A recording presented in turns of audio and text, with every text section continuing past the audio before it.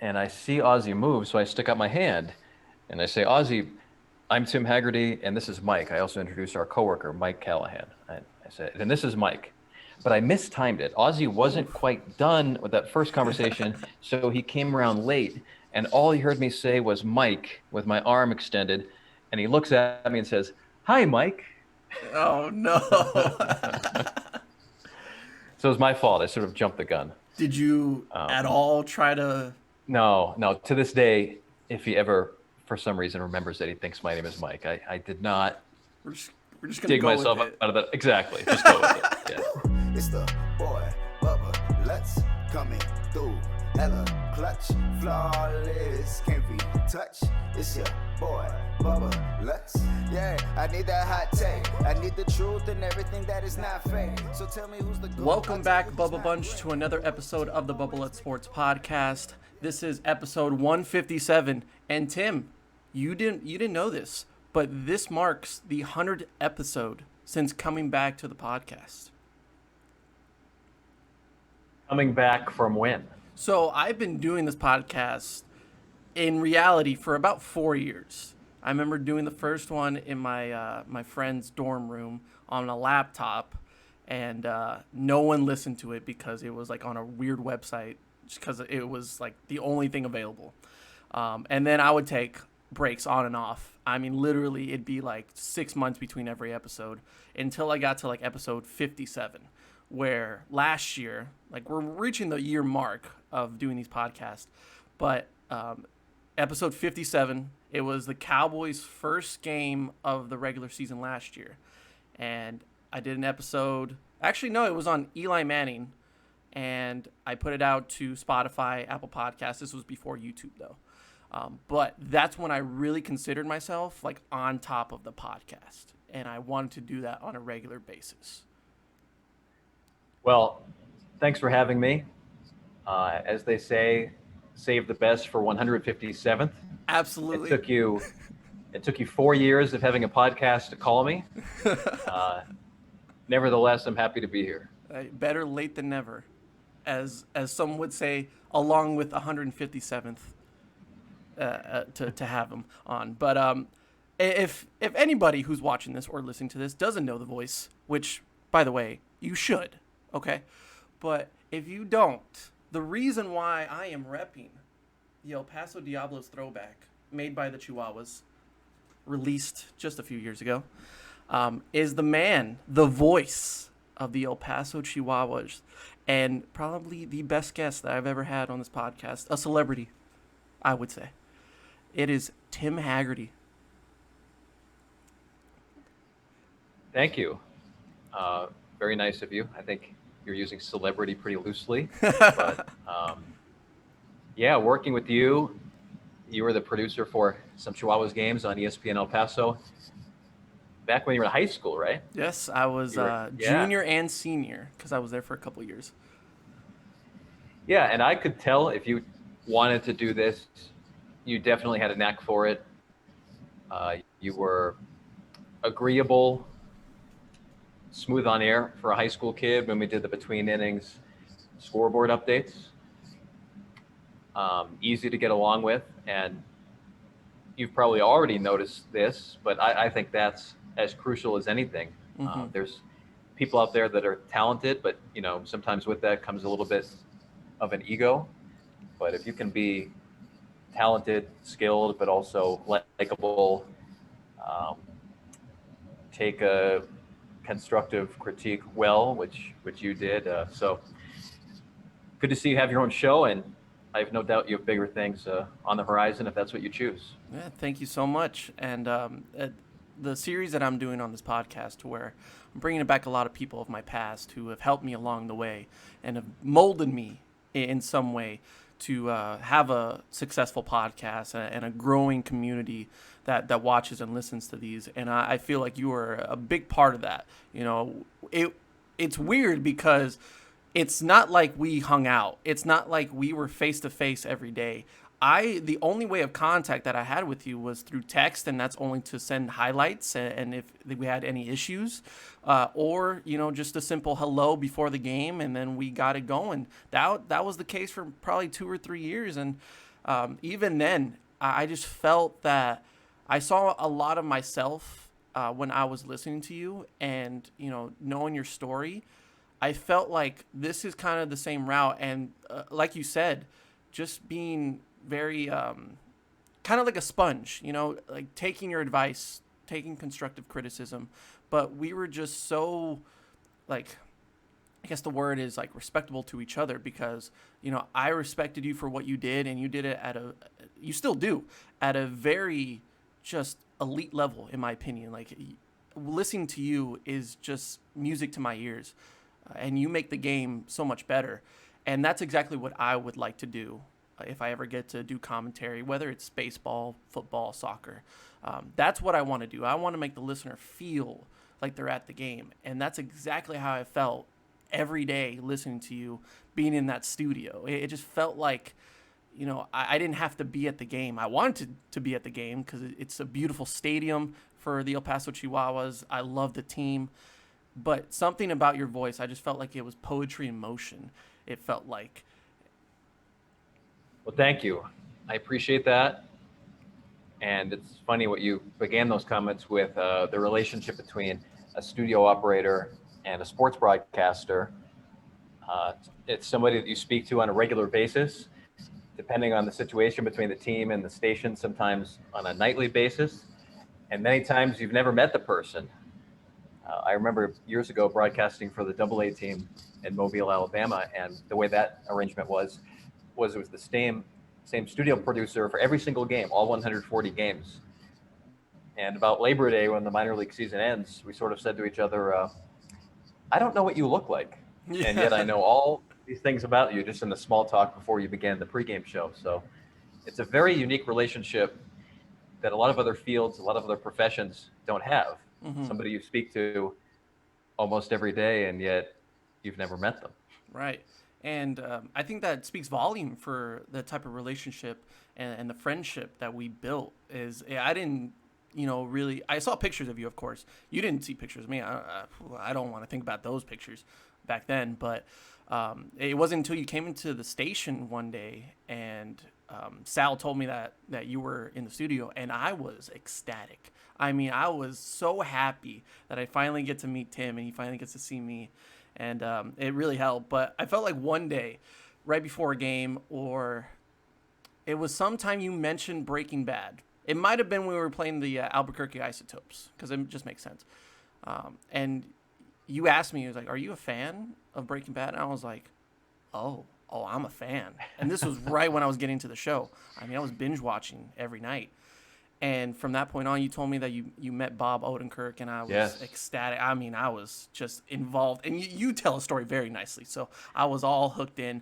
And from that point on, I was like, okay, we have something going here. And then I just felt more comfortable with you. You felt more comfortable with me.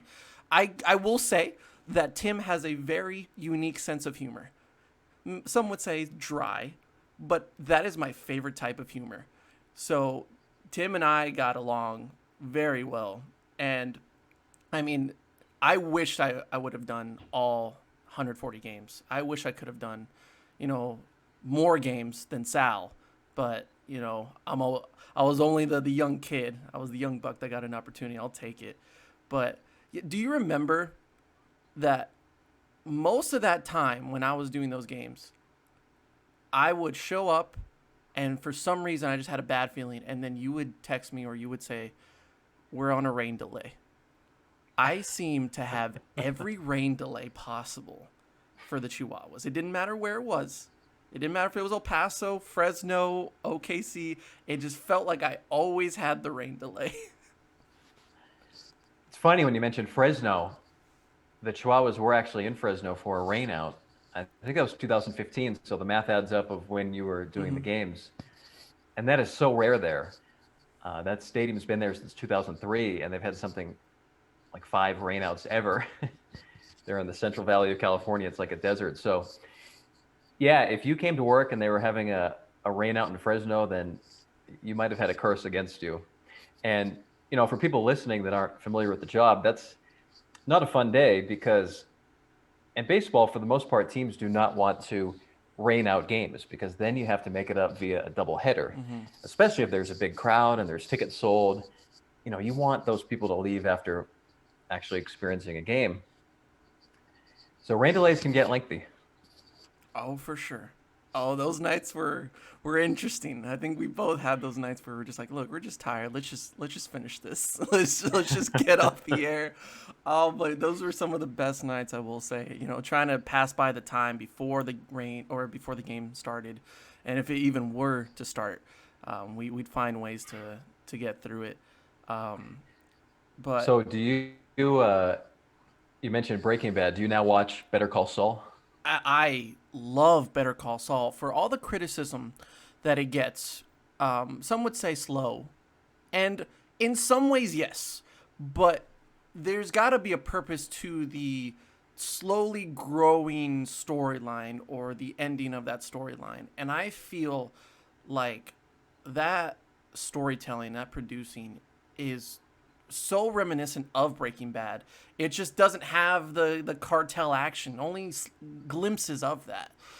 But I am so hooked onto Better Call Saul. I love the acting. Everybody's perfect for the role. I mean, what do you think, honestly? Well, you'll like this story then, because Oh, here we this go. was 2018, I think, and the visitors broadcast booth is right next to the Albuquerque Isotopes radio booth and that press box. And there's a big pane of glass in between you, so you can really see everything that's going on in the other team's booth. And it was late in the game, and this woman charges into the Albuquerque broadcast booth, gives their announcer a hug from behind, scares the heck out of him while he's trying to do play-by-play. He's all rattled. And she then sits next to him, so she's right next to the window, right next to my booth, and she's looking at me, waving. And I'm like, this woman looks so familiar, but I couldn't place it.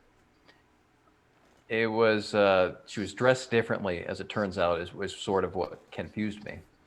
But it was the actress who plays Kim Wexler, the attorney on Better Call Saul. Her name's Ray Seahorn. I think her first name is Rhea, but you say Ray, I think. Okay.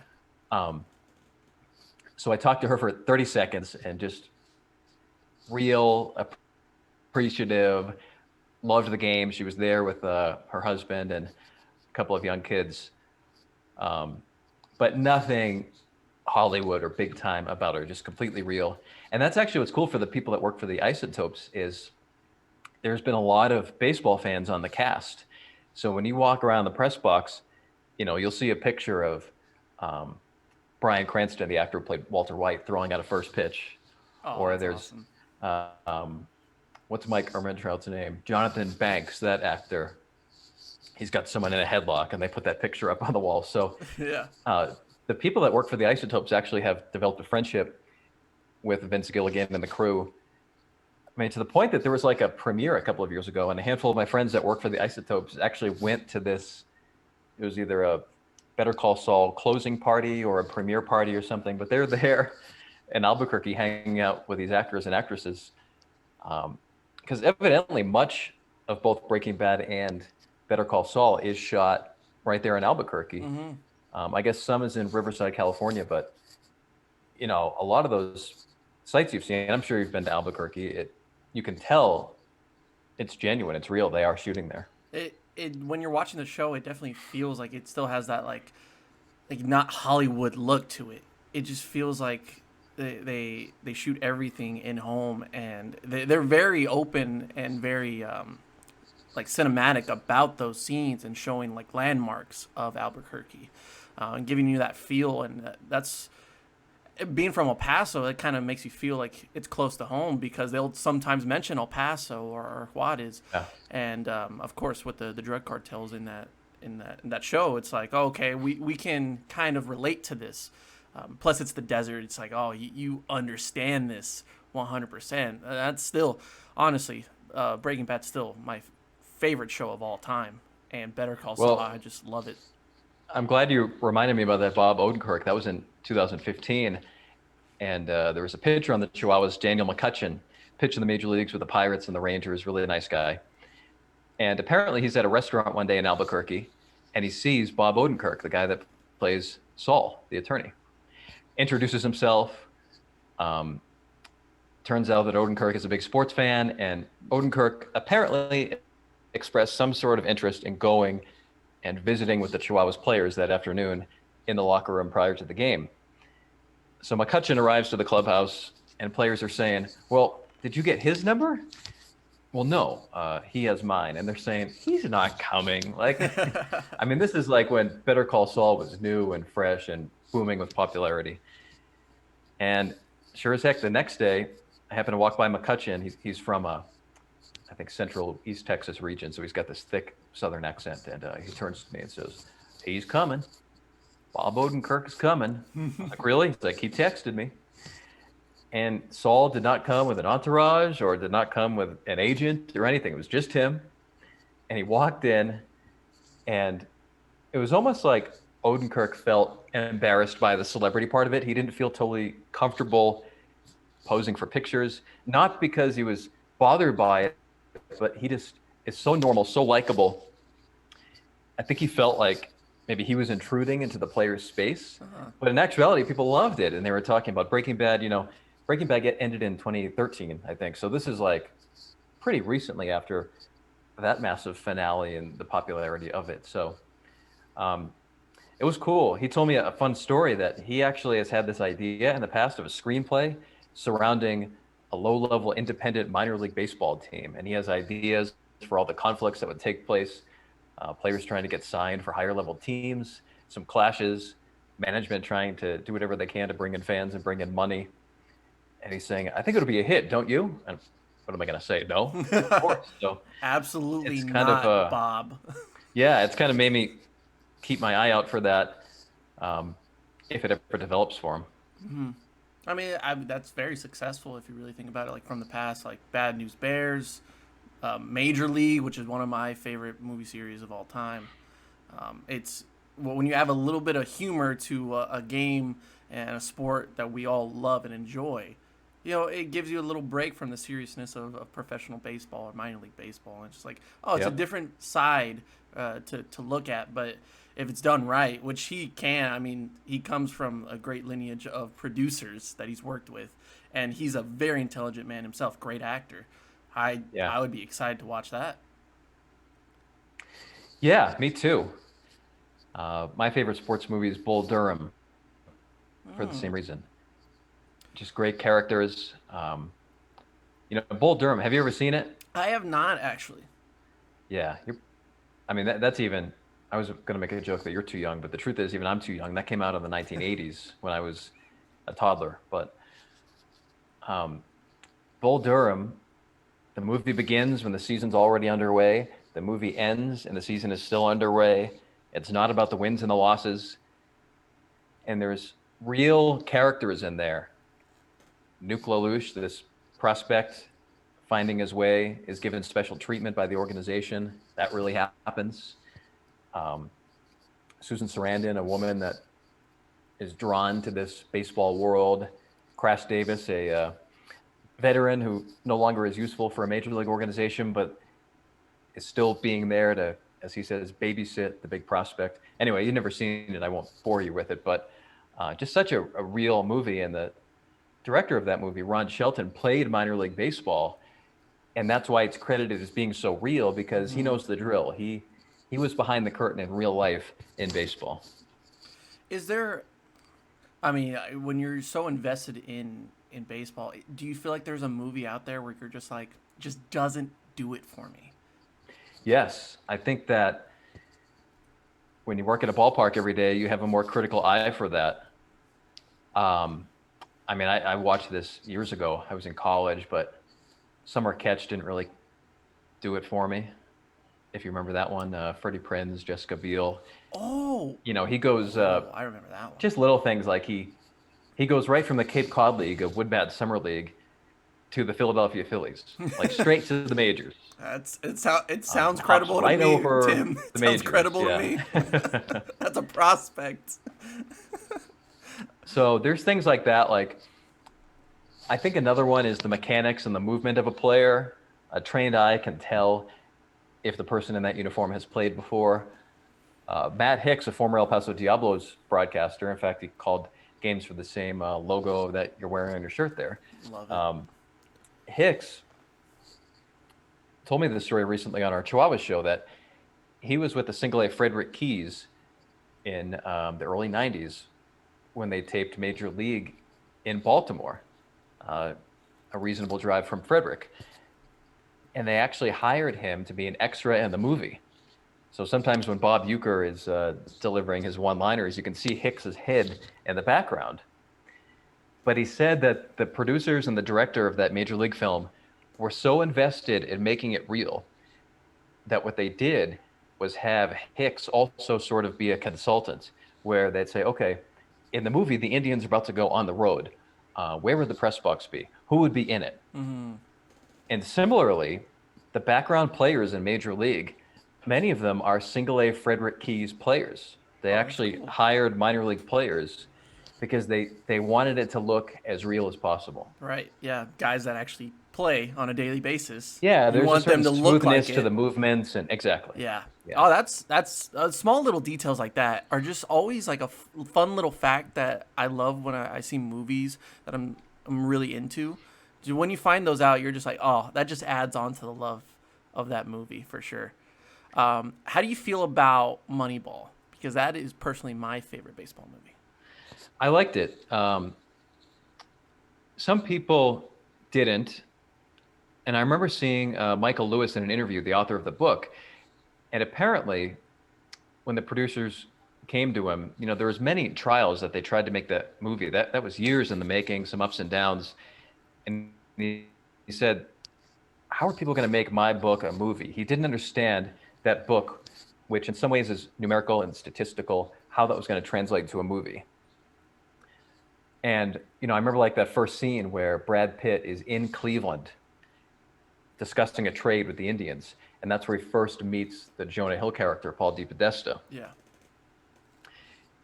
And that was one thing where I noticed, well, a general manager would not fly all the way to another city in the winter to have an off-season trade talk. You can do that on the phone. Mm-hmm. Or you can do that in person at the winter meetings or at some kind of baseball summit. But then I thought, that movie, they had to get Brad Pitt's character and Jonah Hill's character, they had to get those two people to meet. They had to give an awakening to Billy Beane about what we can learn on a computer about how to make a baseball team win. So I think that's why they did that. So I think like all movies, they sort of created their own version of it. Mm-hmm. But I thought that was a really good movie. And the A's are just such an interesting organization. They off and on now for 20 years have had some great playoff teams, including this year. As we tape this, they have the best record in the American League, I think. Mm-hmm. And yet so often they have one of the bottom few payrolls. So I'm sure they're cited all the time from angry fans of team X, Y, and Z. Right now the Pittsburgh Pirates are playing badly. And if you're a diehard Pirates fan, well, you can say, well, look at the A's. Yeah. For years, they don't spend much money, and they're in the playoffs. So it's really interesting what the A's have done. And that book, made Billy Beane such a celebrity. He's probably, he and Theo Epstein are probably the two most well-known heads of baseball operations departments. And yet the A's of this era have not won a World Series. So it's I don't know, something for you to think about. Let's say over the course of the next 10 years, the A's continue to have playoff teams, in bursts of a couple of years in a row, maybe every other year, but they don't win a World Series. It's how will you evaluate Billy Beane's career? To me, I put him right up there at the top because of what they've done, how much, at least publicly, they changed baseball with the mannerisms that they do to acquire players. But then when you look at things like the Hall of Fame, so often when it comes to managers and executives, it's how many championships did you win? Right. And that could be said about pretty much every sport. Yeah. Which I think is sometimes unfair. Right. You know more about football than I do, but the way people will make cracks about Dan Marino, because he never won a Super Bowl. He was a great quarterback. And, I think about that in baseball, like Buck Showalter, Dusty Baker. These are some of the best managers of their era, even if they don't have that World Series ring. Right. And I think that's why I resonate with the movie so much is that, like you said, it wasn't about their success, whether it was getting that trophy at the end of the year, getting that championship. It was that Billy Beane and the A's really changed baseball. It may not have seemed that way at the moment. It was that scene. It was Jonah Hill, and he was showing him tape on, I believe, Kevin Youkilis, like in that little small room. Right. And he was like, he's scared to run past second. He's scared to round second, but he didn't realize that he hit a home run. That's you. Oh, that's Jeremy Brown, I think. Is it Jeremy Brown? They're Yes, that you're right. When he was scared to round second, but he hit a home run, he was basically saying like, you're scared to kind of hit or round second, but you didn't realize that you've actually hit a home run here, and you've changed baseball forever. Because now we're looking at the analytical portion of it rather than just the payroll. We don't have to have Giambi or Damon on the field paying them millions of dollars. We can get a random guy from across the street that's working at the grocery store but can throw 95, and he had Tommy John surgery, but we're going to pay him less than $1 million, and we still win. So you got to realize that there's something special here. And it's the same thing he did with Kevin Youkilis. It was like, it's very unique kind of batting stance. And it may look awkward, but it does dividends. And if we can have them, then same thing. It adds to our formula, essentially. Yeah, that book came out in 2003, and I think so many people looked at it as on-base percentage and walks. And I think you have to look at it a little bit bigger than that. It's not that the A's were acquiring people with high on-base percentages. They were acquiring what was undervalued. And in future years, when people like Youkilis became more coveted, teams like the A's all of a sudden, let's say he was one of the top free agents, couldn't afford him. So it's about moving on to the next thing. What is undervalued? And I think that baseball operations departments have been doing that ever since now. Is it the psychological side of the game? Is it the medical side of the game? I'm saying this off the top of my head, but there was this study a couple of years ago that within the last few years, there was a gap of like 3 seasons in a row where the Tampa Bay Rays had the fewest number of injury list days occupied out of any team in the major leagues. I mean, that's not luck. They are doing something medically, strength training, something's going on there that they've been better at injury prevention than other teams. And because of that, they're not spending as much money on players that aren't playing for you, that aren't, in the training room. Yeah, kind of like dead money at that point. Right. So it was an excellent, influential book. One other thing about the movie, the Jonah Hill character at times is kind of awkward and clumsy. But the person he plays, Paul DePodesta, used to work for the Padres and would occasionally be around like the Padres winter meetings functions. This is a smooth, cool, likable, very bright guy who was a receiver at Harvard. So I think maybe to make a point in the movie, they sort of made Jonah Hill awkward, but the guy he's playing is not like that. I mean, the guy he's playing is, you could bring him to a social gathering and he'd be the most socially talented person there. Mm-hmm. That's actually very similar to The Blind Side. You remember that movie, the football movie? Yeah, with Sandra Bullock? Great movie. Michael Orr actually came out and said that movie is all lies. Like the story behind it of him being, having troubling times when he was a kid and being brought in by that family, that's true. But the whole idea of him being very shy and being, a below average student, he was actually the most brightest kid in the room, and he was very social, and everybody loved him just for being so vibrant. And he was like, now people look at me different because of that. And so it goes along with that of like, your perception of that person, if you were to ever meet them, is based on that movie, and it's actually pretty false. Right. Like in that instance, with the A's and that movie, like, great. Like, you get the good side of that because it's like, oh, I thought you were going to be clumsy. I thought you were going to be awkward, but you're actually very, you know, a very vibrant person. You could say the same thing for Michael Orr, but I think that definitely affected his career for sure. Yeah, I never knew that about him. I remember that movie well, and probably the filmmaker feels like to a casual fan that might not know these names, you have to really amplify what is different about them. Um, and that's too bad they did that. That Orr is brighter than maybe they made him out to be. As I think back to it, I didn't really remember that part. I do remember him being very quiet. So, yeah, that's also it's so must be so hard. Most people, of course, have never had movies done about their lives, but it must be challenging for those people. I remember when the movie 42 came out, in I think 2013. Also a fantastic movie. It was, it really was. And Branch Rickey's grandson, also named Branch Rickey, is the president of the Pacific Coast League. So we see him in El Paso a couple of times a year. And I remember interviewing him about that. And he said that when Rachel Robinson, Jackie Robinson's widow, gave her blessing and gave her approval of this movie and this script, that really showed the Rickey family, okay, these producers know what they're doing.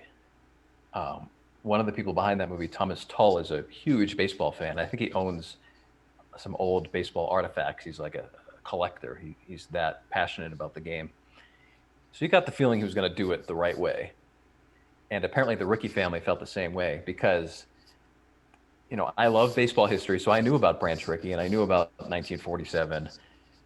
But what was great about that movie is that it introduced probably a whole new generation to how significant that was. Yes. How patient and peaceful Jackie Robinson was in addition to his baseball skills. What an achievement it was. And maybe not achievement, of course, but even more than that for Branch Rickey. Because remember, in 1947, baseball is by far the most popular sport. This is a huge deal. This is before schools are integrated. This is before Brown versus the Board of Education, that Supreme Court case. This is before the military is integrated, I think. So this had effects well beyond sports, that Jackie Robinson is playing for a historic team like the Dodgers. So that's what I liked about that movie. It probably introduced some people to it that didn't know a lot about that story. And I mean, I think it's one of the most significant sporting events, not just baseball, in our history. Because then, very shortly thereafter, Larry Doby joins the Indians. Other teams began integrating. It happened so fast that Jackie Robinson then had some people right behind him going through their own challenges. You know, and if you think about it, also, how fortunate baseball was that Robinson played well. You know, it would have been understandable if he was nervous, if he was feeling unsafe, if he maybe didn't perform to what he was capable of. But when he played so well, that proved to any doubters that the Negro Leagues had the talent that major league teams do.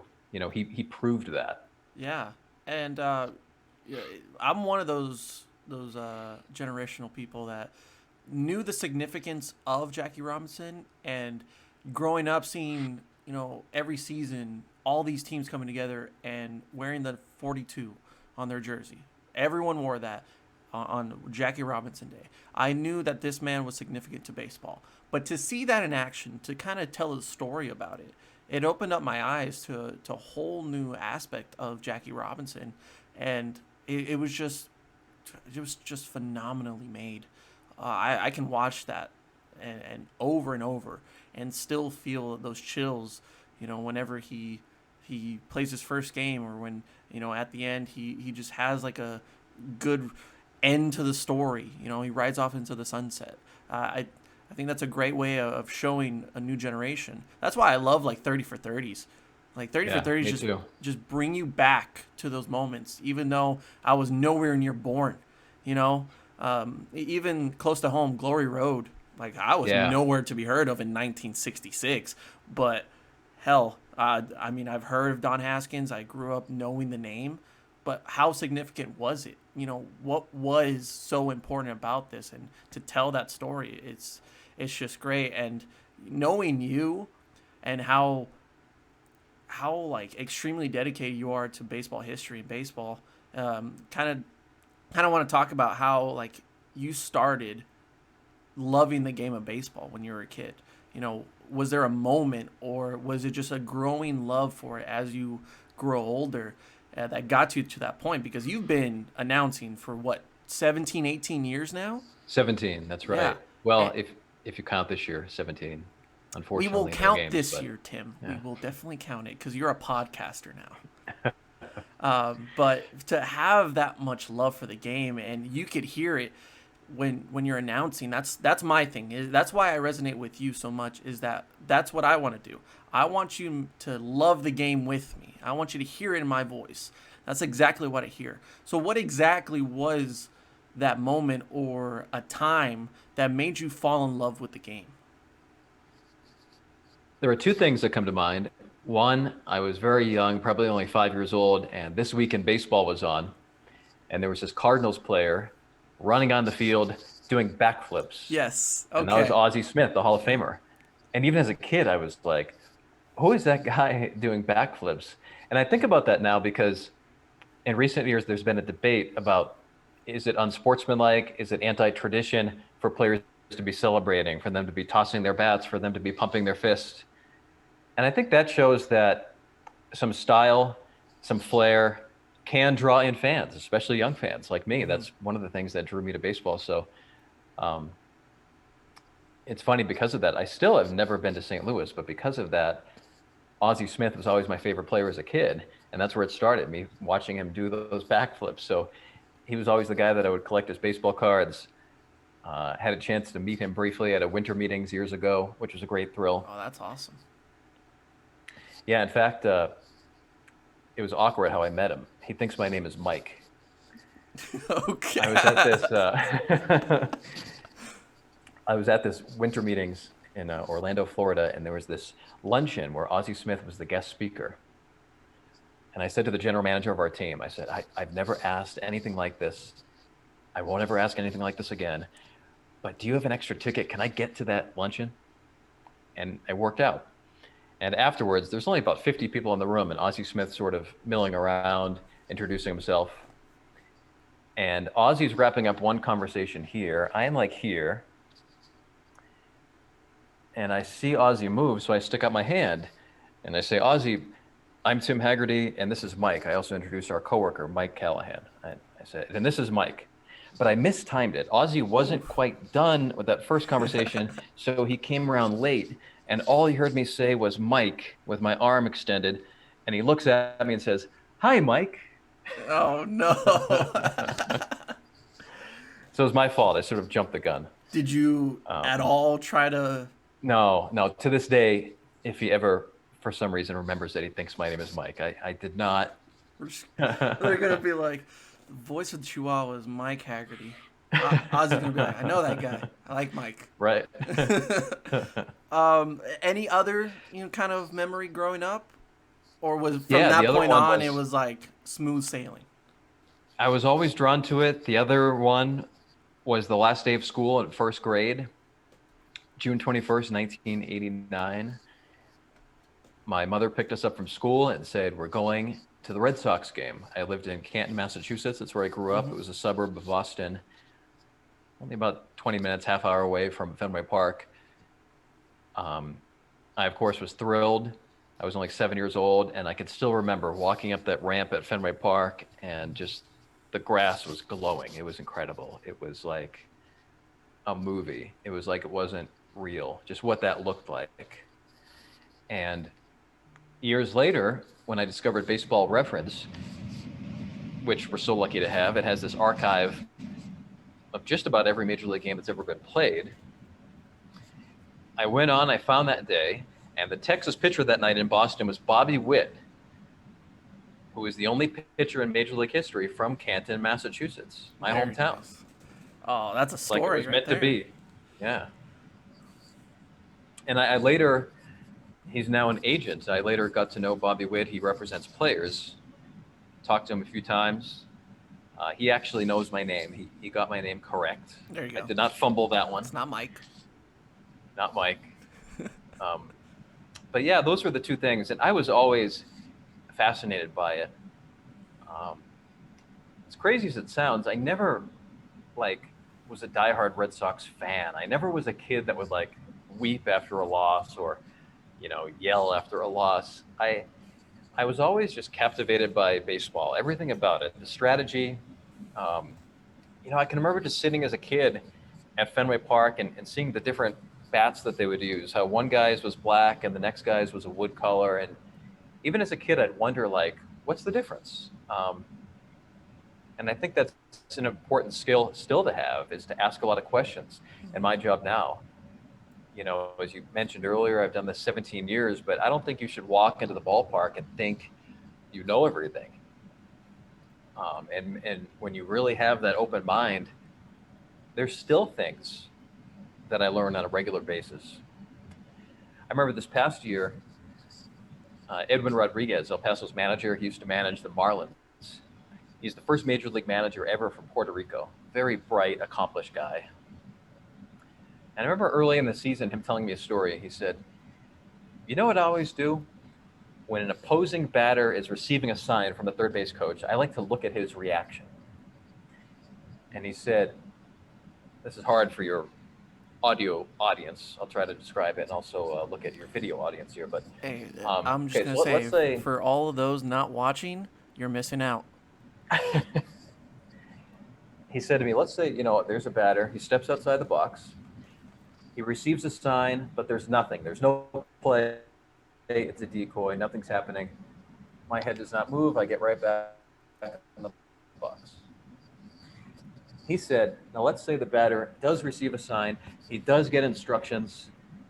Very subtle, but that batter will look down at the ground and then get into his stance. He feels it's human nature that when we are told what to do, when we have to think and process something, we might sort of glance down, think about it, and look up. Makes sense. So something so subtle as a half second, whether a batter glances down or doesn't glance down.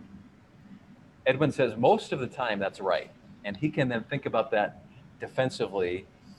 What does that mean? He's sort of got a tell from the batter. And I was just mind blown when he told me this. I'd never heard anything like that. Mm-hmm. And to me, that's what I love about baseball and always have. There's just this, hole that you can keep digging and digging and digging and learn more. It's the small little fact you find in the movie that adds to your love Right. of the game. That's Right. a perfect lineage to it. That's fascinating. I love that you know that. It's a very Tim thing to know. Very Mike thing to know, by the way, too. Man, there was one thing I was going to mention, but I got lost in the thought by telling the story because I was just in it. But man, I feel like I should ask you this. Because we're talking about tradition and we're talking about a game that is beloved for hundreds of years, and the flashiness and the flair of Ozzie Smith, some people would criticize that. Do you have an opinion on the Astros controversy? You don't have to answer this if you don't want to. I know you might get in trouble for this. No. For a man that loves baseball at that level, and it's okay with some flair, some flashiness. How do you feel about the way that they've handled it, but overall, what's been going on in Houston? I remember sitting at Chipotle in the fall when the commissioner's office released its 9-page document on that. I think that Major League Baseball deserves a lot of credit on that, because that document names names, tells exactly how it was done. This is not just like a one paragraph press release. Mm-hmm. I know some people feel that players should have been suspended for that, but the thing is, it sounds like the commissioner's office needed immunity to get truth, to get that testimony. You had to tell a player, you won't be in trouble for this if you tell me the truth. So I think that's why players were not suspended. But sorry if my camera's shaking. I have a cat that is saying hello on our interview here. No, you're fine. Okay. Try to get the cat down. So anyway, what do I think about that? After reading that report, there was one thing that jumped out to me. Remember in September of 2017, the Red Sox got in some hot water regarding Apple Watches, Yes. communication with the dugout. Mm-hmm. They had some penalties against them. That day, evidently, Major League Baseball sent out the word to all the teams. No more live video, no more communication between the dugout, no more digital anything when it comes to in-game signs. And that's in September of 2017, the year that the Astros are banging trash cans. Like right in the middle of them doing that. Right. And when I read that, I thought, so they were warned, don't do this. And from that point forward, still did it. Mm-hmm. That was the part that made me say, guys. And AJ Hinch used to be a Padres executive. He would come and visit the Padres AAA team. This is a smart, nice guy, was always great to me, calls you by your name, has 2 young daughters, and I'm sure is a very nice, family guy. But I think that's where Hinch made a mistake, was that, isn't that the point when this Red Sox thing is happening, that you call a team meeting and say, guys, no more of this monitor, no more of this trash can. Mm-hmm. That was kind of the one where I see some people say, well, everybody's doing it. I'm not sure if I bet that Red Sox thing and that warning did scare a lot of teams away if they were sort of bending any rules, but it's hard. It's, and then when that happens, it's funny thinking about baseball history. People will instantly bring up Pete Rose. That has nothing to do with anything, but that happened a lot. People say it's like one baseball controversy always brings them back to other ones. Pete Rose or Shoeless Joe Jackson or steroids. Well, those are 4 different stories. Mm-hmm. You know what I mean? Yeah. So, like, in general, how do you feel about, like, sign stealing? Because a person who has been in the sport for that long, that is an argument, is that everybody does it. Everybody does it to some degree. Are you okay with the idea of sign stealing, or are you just so against it and have no kind of agreement to it in the sport? The consensus is, out of people I've interviewed, both before the Astros incident and after, is that when you do something with your eyes, that's fine, that's cool, that's gamesmanship. But when you start involving live cameras, that's cheating. Okay. Which I would agree with. So if you're the base runner at second base and the opposing team is not being careful with their signs, and you and I sort of have this plan that, okay, I'm going to touch my helmet if a curveball is coming, that's cool. Mm-hmm. That seems to be the consensus of people I've spoken to, and that makes sense. Because you're the base runner, you're just using your own eyes and your own intelligence to perceive things. Whereas in the case of something like cameras and, cueing the batter in a way like a trash can noise, the other team is not able to do that. Mm-hmm. So, and I think that Go ahead. it's people might be mad at me for saying this because they might think I'm letting people off the hook, but it's like, don't judge the entire organization on some illegalities that they were caught doing. Like, it's like a friend of a friend, the Astros have a great dedicated community relations department. Um, the Astros did a lot of emotional healing that I thought was real after Hurricane Harvey. Not necessarily with wins, but I mean like in the community Right.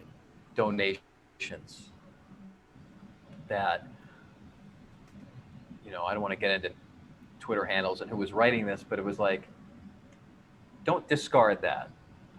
Yes, there's definitely, um, you know, a cloud around their 2017 World Series, but when people sort of take the whole organization and punch them, let's be more specific than that.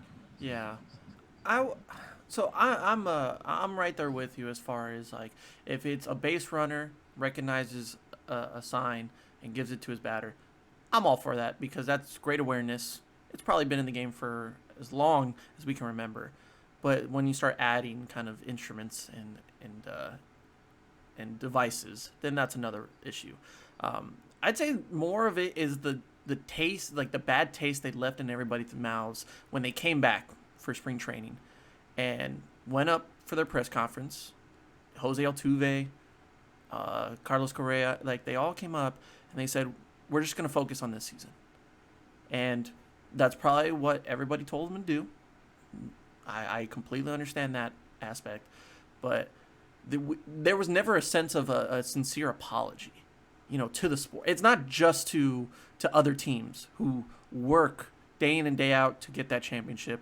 And, let's say like the Yankees that year that had a very good chance of winning. They also, I think there was some allegations toward the Yankees that year as well, or another season of sign stealing. But that's for another story. But like for Aaron Judge to have that phenomenal season, that MVP race with him and Jose Altuve was amazing to watch. You're not just trying to apologize to that, but you're also apologizing to fans that, have dedicated their lives to the sport and to the game of baseball. Like it is a very respectable sport, and they take everything on the chin. Like they will get offended if you are trying to ruin the sport. So the fact that there's no sincere apology to that, I think that's where I have a problem with it. And, I don't really think that 2017 season and that championship should be recognized, but that's just my opinion. That's why I like to ask you, because that is a true opinion, but it also a respectable one for someone that has been around the sport for that long. I think you touched on a point that people are forgiving. I think sports fans, when they get a real apology, I mean, if it can be emotional, they are forgiving. And I think there is a glowing example of that in baseball, Alex Rodriguez. Yep. Yeah. As recently as 2013, this guy at the time had the longest steroid suspension, longest PED suspension that baseball had issued. He was suing everybody. I mean, he was suing trainers, doctors. I think he went after his own union. He was,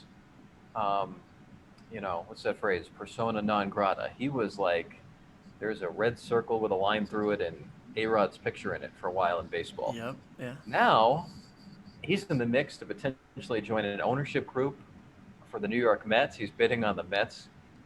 He's an analyst that's featured on the national broadcast every week. He's on commercials. I see him on CNBC. He's like been on Shark Tank. And I once saw a tweet from a member of SABR, the Society for American Baseball Research, and he brought up an interesting question. He said, well, what's the difference in people's viewpoints between Alex Rodriguez and Barry Bonds? Why have we grown to accept one of them, maybe even like one of them, A-Rod, but we're still upset with the other guy, Barry Bonds? One of the reasons, I think, one of the things that came to mind for me is that Alex Rodriguez has admitted guilt. Barry Bonds, personal trainer, went to jail, and Barry got into some perjury issues. But that's the thing. We never have had Barry Bonds on TV apologizing, which I think kind of goes to what you're saying. I wonder if that's the reason. I think, there's a lot of examples of that in sports. People that make a mistake, but with a true apology, um, we forgive them. We give them another chance. Yeah. I mean, Mark McGuire, St. Louis Cardinals. Exactly. He later became a coach for teams, including the Padres, which I know Barry Bonds became a hitting coach as well. Mm-hmm. And, I'm not saying I have a dislike for Barry Bonds. He was an incredible player. I think he's a smart person. He was a talent that you're talking about, one of the 5 most talented players who's ever been. But there was a significant body change there that led to a lot more power that, even though he's never admitted it, It's very noticeable. we can make some observations, and while we can't prove it, we can certainly wonder. So it's a tough one. I think the value of a true, real apology. It goes a long way for sure. Yeah. And for you to bring up Barry Bonds, that is a perfect example of someone that still has a very bad taste in their mouths when they bring it up, and the home run record. You just can't say he is the true champion without being like, yeah, but he also gained like 30 pounds of muscle, and he looked like a different person from the Pittsburgh Pirates to the San Francisco Giants. Like, that's a whole different player, in my opinion. And I remember watching him getting the record. I came home from a vacation one night, and I was like, I need to watch a Giants game. It's nationally televised. Like, I need to watch it. I was probably 8 or 9 years old, and I remember watching. It was August of 2007, so however old you were then. I was 9 years old. Yeah. Wow. Damn. Yeah, but I think you make a very good point, and I value your opinion. So thank you for at least answering that question. I know it may not be fond to everybody, especially because you brought up the documents, and everyone's gonna be like, no, you should suspend them, you should penalize them, and all that. But you looked at both sides, and I appreciate that. Now, Tim, we are wrapping up. We are short on time because I know you're a busy man, of course. So I just want to ask you a few more questions, kind of like a lightning round. First question: who, in your opinion, has been kind of that wow player you've seen ever since you've joined the Padres organization? Or really, you can shorten that up to the Chihuahuas history. Like, who have you seen and been like, that man is going to be a star one day? Yeah, we've been lucky in El Paso, some terrific rosters. Mm-hmm. And for the most part, the star players have been hitters. The Chihuahuas in their existence have always had one of the best run totals and home run totals in the Pacific Coast League. There haven't been as many pitchers, but one of them, Nelson Lamet, in 2017, pitched great for the Chihuahuas. And I thought, this is going to be a guy who's in a major league rotation for a while. Unfortunately, in 2018, he had to have Tommy John surgery. Mm-hmm. Came back last year, but this year has been outstanding. As we record this, he, I think, has been, it's safe to say, the best Padres starting pitcher. And the Padres are a team that's in the playoff mix. They're playing great. They're 18-12 as we speak. So he was one that came to mind. There have been so many hitters. Ty France won league MVP last year, had a great season. Hunter Renfroe was such a gifted player. He would hit the ball so far. He has the best in-person arm I've ever seen. And in the major leagues now, the statistics back that up. He's with the Tampa Bay Rays, and his arm is incredible. I saw him throw a ball in El Paso from the left field warning track to the catcher on a fly. Wow. I mean, the catcher didn't have to move, didn't have to shuffle over. It was unbelievable. And you think if you stay on the warning track, that doesn't give you as much real estate to do a big crow hop. So that was really his arm strength, and less so that he had a running start. Mm-hmm. You said, in my time in the Padres organization, I've answered this question once before and used this name, and 2 different people online got mad at me that were listening in San Diego. So if you're listening at San Diego, I apologize. But in 2011, there was a 21-year-old kid that the Padres had just gotten in a trade that ripped through the Pacific Coast League, went up and made his major league debut with the Padres that year, Anthony Rizzo. Wow. It was unbelievable that year. There were times that Rizzo in AAA was the youngest and best player on the field. So he's right there as well. Even though he has not made his mark in the majors with the Padres, to watch him in AAA was really something. The Padres then traded him after the 2011 season to the Chicago Cubs for Andrew Cashner, who, by the way, became a starting pitcher for them for a while. Of course, Rizzo has had a better career, but it's not as if the Padres gave him up for nothing. They got some innings out of Cashner, and starting pitchers in the major leagues that stay in your rotation for 5 years or so don't grow on trees. So, but those are the names that come to mind. Austin Hedges and Rocky Gale, great defensive catchers the Chihuahuas have had. I remember that's probably around the era that you were working games, that you were those guys. There was a lot of Rocky Gale highlights that we would show, yes.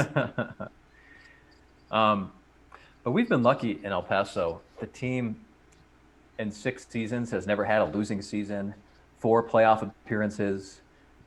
I'm lucky enough to have a championship ring on that shelf behind me, which, of course, I did nothing to contribute to any of the wins, but that's I think you did.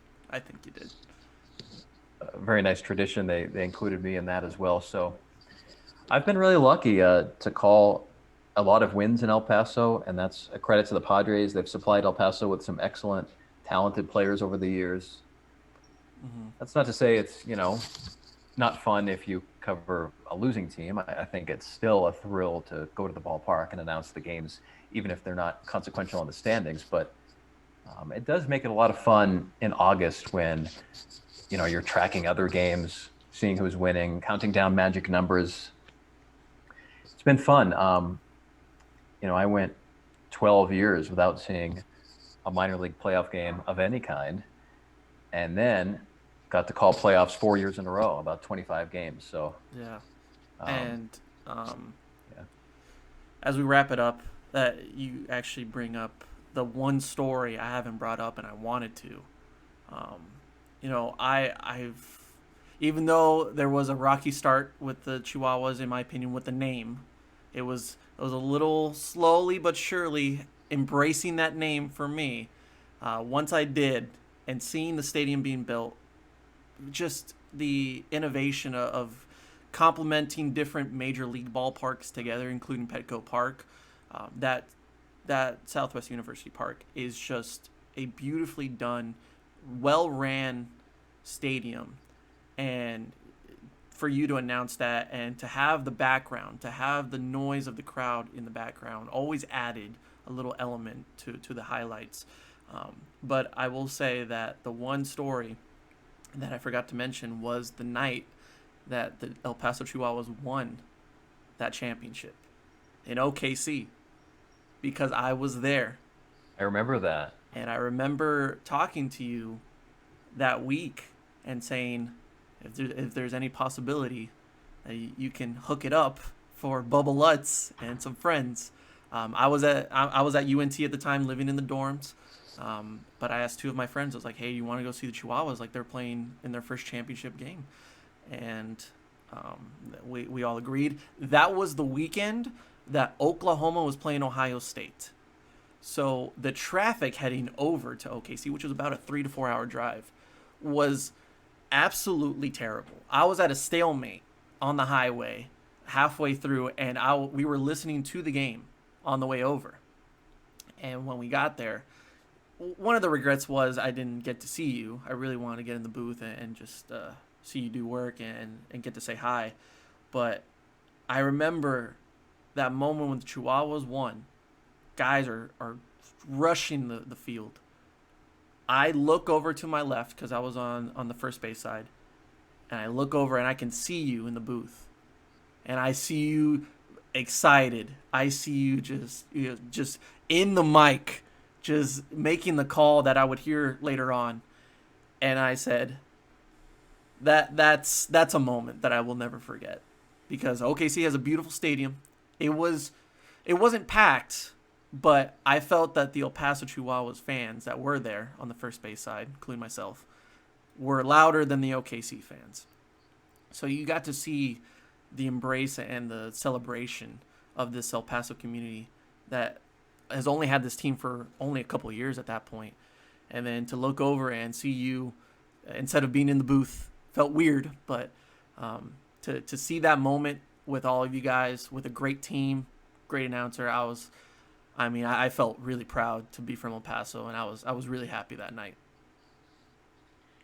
Yeah, thanks for sharing that. Great memories. I do remember that. I remember you being there, and I remember seeing a text from you in the middle of the night saying you were a part of history and thanking me for the tickets. So yeah, I remember that well. And you're right about the noise, because if you listen to that call, there is some fan excitement in the background, that's been the one time in my career I've been lucky enough to call it championship. And there is a difference on a championship call, whether it's the home team or the road team, and that difference is the massive crowd noise. Mm-hmm. But that night in Oklahoma City, it was raining. There was a rain delay that night. Of course. Both Oklahoma and Oklahoma State football had home games. That was Saturday night. That was the night here locally that UTEP played Army at the Sun Bowl. So because of that, when you combine the rain and the two college football teams that are so popular in the state having home games, understandably, the sports attention was really divided in Oklahoma City that night. And normally they have big crowds there, but by the time the 11th inning ended that night, it wasn't a big crowd. So I was wondering that, if the Chihuahuas win this, what is this going to sound like in the background? But your friends, and I can picture that pocket of fans behind the first base dugout. Yes. I think there was some groups of people that had driven up from El Paso. I can picture at least one family that did. There were some Chihuahuas front office members there. That's really cool that it did provide some positive excitement on that ground ball to third, throw to first. Championship has been won. And you had that fan reaction to back that up. Yeah. I mean, thinking about it still, I have the pictures of it, because it was just a beautiful little panoramic that I have of that night. I did forget that it rained, but of course I'm there, so of course there's a rain delay. But man, I think that's a good way to cap off this episode. So Tim, thank you so much. I really do appreciate you coming on and being a part of my podcast. I don't think this will be the last time that we'll have you on. I hope not. Yeah, happy to do it again sometime, Bubba. Good to see you're doing well, and I'll listen. I'll start listening to your podcast. I have no doubt it's good, so happy to be part of it. Thank you so much. One of the most humble, respectable, and kindest human beings that I've ever met in my life. Great announcer, but great person. I wish nothing but the best for you and your family. Hope Carson's doing well. Is he in baseball yet? No, at this point, his extracurricular activity is Taekwondo. So no 4-year-olds mess with him. Well, I mean, I need to see Tim. Maybe someday. I need an alter ego of a guy named Mike doing Taekwondo, and that will be you earning a black belt. That's what I need to see next time we're on the podcast. Okay, deal. Thank you so much, everybody. Go follow Tim on Twitter. I think it's just at Tim Hagerty. Yes? It's TD Hagerty. TD Hagerty. For all the latest on the Chihuahuas, you want to plug your new Chihuahua show? Yes, on Thursdays at 4 o'clock Mountain, we have Chihuahuas Chatter. We have a weekly guest.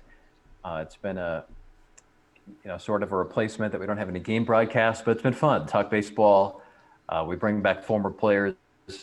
So thanks for mentioning that, and you can catch some archived episodes on the Chihuahuas website. Beautiful. I am definitely going to check that out, and I can't wait for Chihuahuas baseball to be back next season, hopefully next season, to hear you on the call. Thank you again. We will do this again, but for everybody that is watching and listening, go and subscribe, follow the podcast, be a part of the Bubba Bunch. I know Tim's a part of the Bubba Bunch now, and we will see you next time on the Bubba Lutz Sports Podcast. Not great. And which team always make you go right way?